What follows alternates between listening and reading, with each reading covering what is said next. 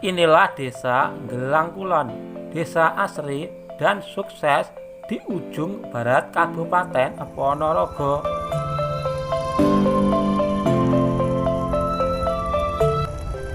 Desa ini berpenduduk 4.568 jiwa atau 1.322 kakak.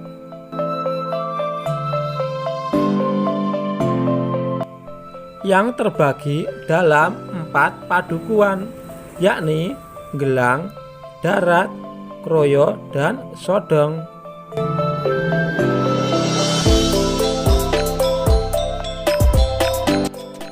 Dan seperti inilah teman-teman salah satu sudut pemandangan di desa Gelang Kulon, yang dimana seluruh rumah-rumah di sini ada usahanya batu bata atau genteng.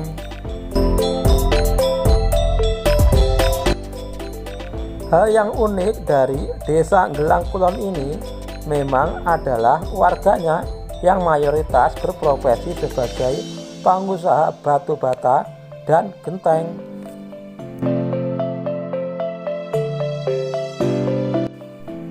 Hal ini termasuk unik ya guys, mengingat desa-desa lain di Kabupaten Ponorogo rata-rata warganya berprofesi di bidang pertanian.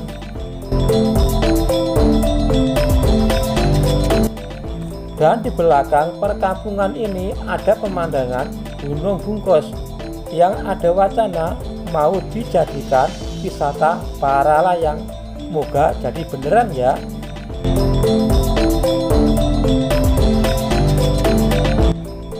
Keberadaan industri batu bata dan genteng benar-benar mendongkrak perekonomian warga desa ini ya.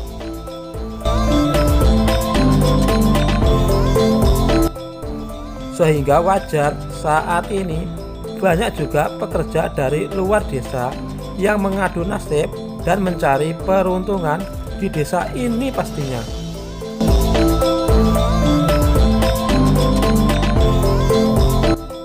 Desa Gelang Kulon yang berada di wilayah Kecamatan Sampung juga menjadi kampung halamannya Bapak Sugiri Sancoko,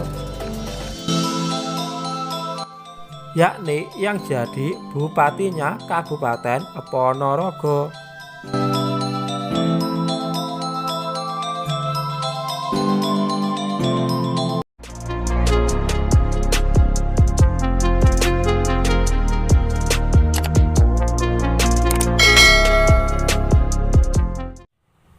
Welcome to back my channel Jejak Richard. Waktunya kita ngetrip lagi ya guys. Oke teman-teman, ini sekarang saya ada di desa Gelang Kulon, Kecamatan Sampung, Kabupaten Ponorogo.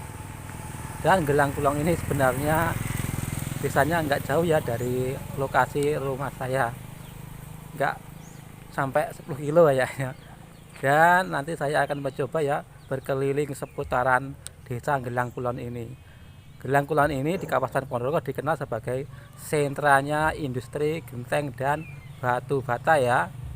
Seperti apa kesuksesan masyarakat sini di bidang industri genteng dan batu bata. Dan sebelumnya buat teman-teman tetap ya jangan lupa yang belum di subscribe dulu ya, dan like dan share juga. Oke, sekarang kita langsung keliling Gelang Kulon ya, let's go kawan.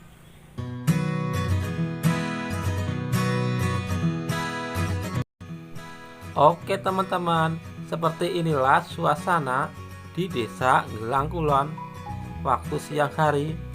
Perasaan kok sepi banget ya. Ini semua pada tidur apa kerja, hehe.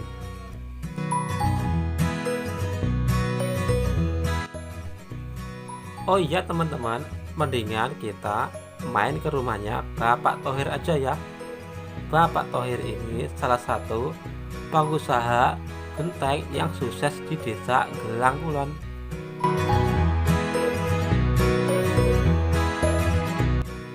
Nah, akhirnya kita sampai juga ya di lokasi tempat usahanya Bapak Thohir. Rupanya teman-teman, mereka pada sibuk bekerja nih.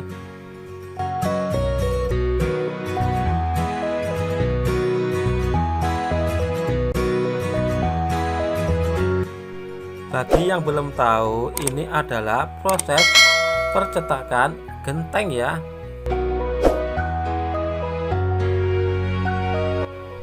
Untuk genteng-genteng yang sudah dicetak tadi, terus ditaruh di sini ya guys. Pastinya biar cepat kering. Jumlah orang yang bekerja di tempatnya Pak Thohir ini sebanyak 13 orang ya. Ya, sejak kapan nih? Ya, kalau dihitung mulai sejak 1992. Oh, gitu ya. Jadi sejak kita lulus dari SMA itu kita udah mulai terjun ke genteng. Kita lulus 91, 92 udah mulai usaha sendiri. Iya.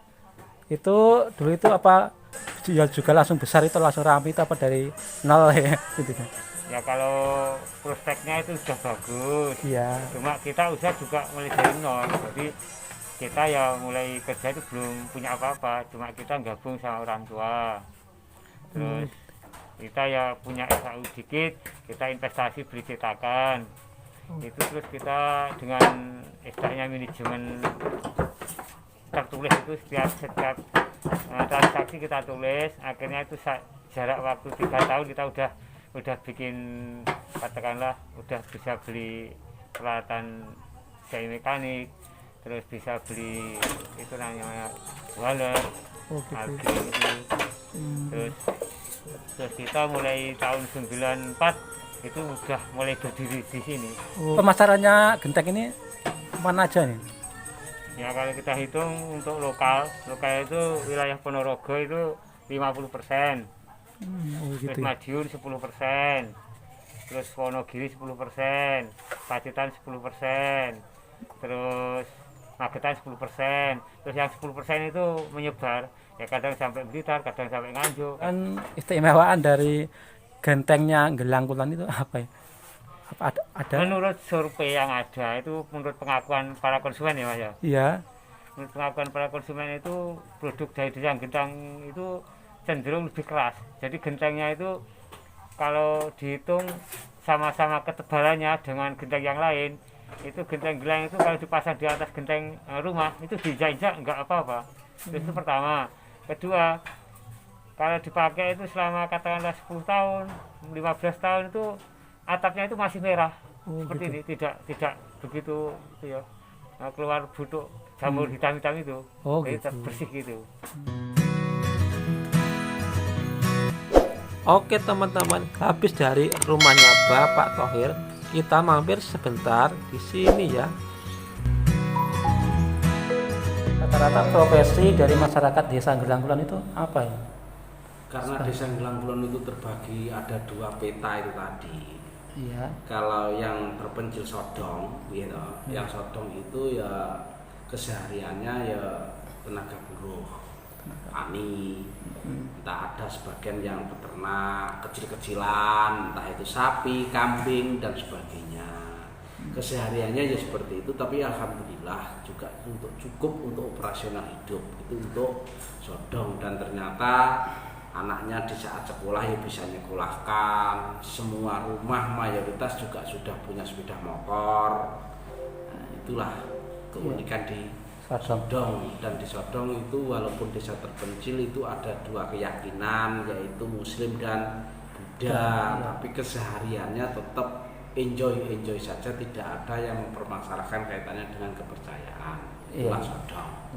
Nah, yang di sini yang ada 3 dukuh yang berkaitan antara Kloyo, Darat dan Gelang itu mayoritas masyarakatnya produksi genteng dan bata merah atau batu bata itu. Nah itu kalau di sektor pertanian? Sektor pertanian ya sebenarnya ada, tapi ya bisa dikatakan samben. Samben teman. Oh itu pertanian malah jadi samben. Jadi samben karena lahannya hanya sempit-sempit. Oh iya.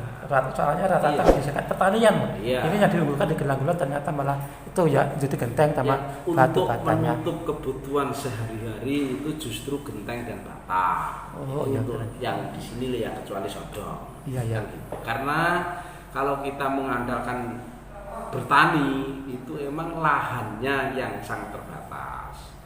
Jadi kami mayoritas rata-rata di keluarga kami itu seandainya punya lahan sawah itu ya papan 100 seru, 1.400 meter persegi lah. Kan gitu. Rata-rata yang segitu bahkan kurang, bahkan ada yang tidak punya. Jadi yang banyak berapa hektar, misal 1 hektar 2 hektar tidak ada. Maka dari itu kalau dikatakan petani kurasa kok ya kurang pas. Nah, diarahkan katakan ya kalau karena sempit itu bisa dikatakan samben itu tadi. Ini tadi Desa Gelangkulon kan kawasan industri gentengnya kan udah besar. Itu awal mula kok bisa adanya itu industri genteng itu gimana? Itu sejak semasa aku kecil. Oh, gitu ya. Itu sudah ada orang yang buat genteng. Sudah ada ya dalam. Walaupun pakai tenaga manual. Nah, cara manual itu ya biasa genteng lampiran itu Mas. Jadi di blok-blok itu diiris-iris, baru dibuat ciptaan dari kayu gitu, digasut-gasut gitu. Jadilah akhir genteng persatu.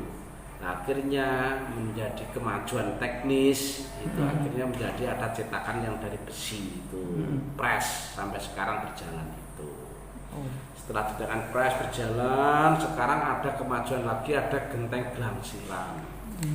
Genteng gelangsiran itu genteng yang sengaja dilapis keramik. Jadi mahal, itu harganya lipat 2 kali.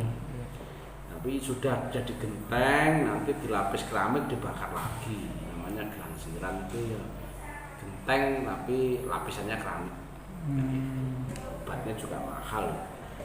Jadi sampai sekarang itu pun ya sudah berjalan walaupun saat ini mungkin agak berkurang yang buat genteng. Mayoritas beralih ke bata. Oh, bata ya? Nah, karena dulu gitu banyaknya genteng, sekarang bagian beralih ke batu bata.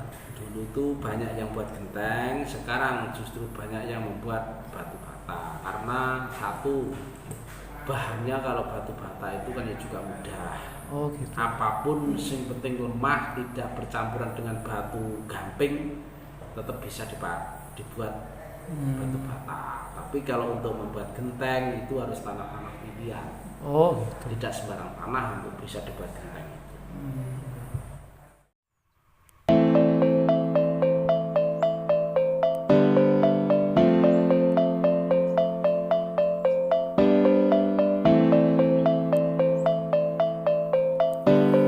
Teman-teman, ini sekarang saya berada di area persawahan Desa Gelangkulon. Dan walaupun di sini juga ada persawahan, pertanian di Gelangkulon ini ternyata hanya buat sampingan ya guys. Dan cukup sekian dulu ya perjalanan kita hari ini. Pokoknya buat teman-teman jangan lupa seperti biasa, yang belum subscribe dulu ya, di like, share, dan subscribe, terus tekan juga tombol notifikasinya. Oke teman, bye bye.